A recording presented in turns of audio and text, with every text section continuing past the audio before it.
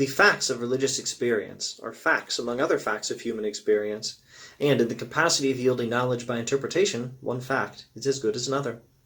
Thus says Allama Iqbal, an Indian, or you could almost say a Pakistani philosopher from the early 1900s, and this is in his book, The Reconstruction of Religious Thought in Islam.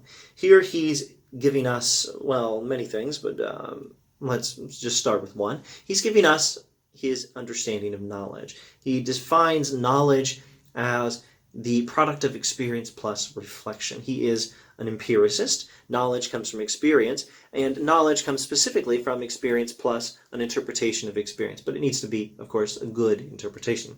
A second thing to observe is that he's following here William James, whom he cites in the Reconstruction of Religious Thought in Islam, in broadening our understanding of experience from that of the earlier empiricists. So empiricism, broadly defined, is the theory that knowledge comes from experience. More specifically defined, it's a theory, it's a tradition, rather, in early modern philosophy, Enlightenment era philosophy in Britain. The British, the Scottish, the Irish, Locke, Hume, Berkeley are luminaries in British empiricism. And these empiricists held to empiricism, in a third sense of the term, the theory that knowledge comes from sensory experience alone. Now, the point of James and Iqbal here is that empiricism, the theory that knowledge comes from experience, should properly be understood not in that more restrictive sense where experience is limited to sensory experience. Knowledge comes from experience, and experience is not limited to the sensory.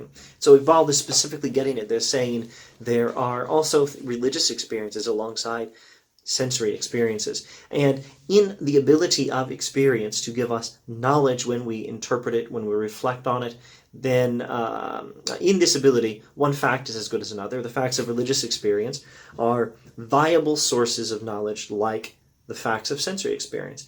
Now, finally, this is a commentary on religion and science. Science is rooted in sensory experience, and science is itself the process of interpreting sensory experience, of reflecting on sensory experience and coming up with good solid interpretations of sensory experience. That's how he understands science to be. That's what he understands science is. And he says religion is at least potentially on a par with science, except one comes from sensory experience of the physical world. One comes from religious experience of higher reality.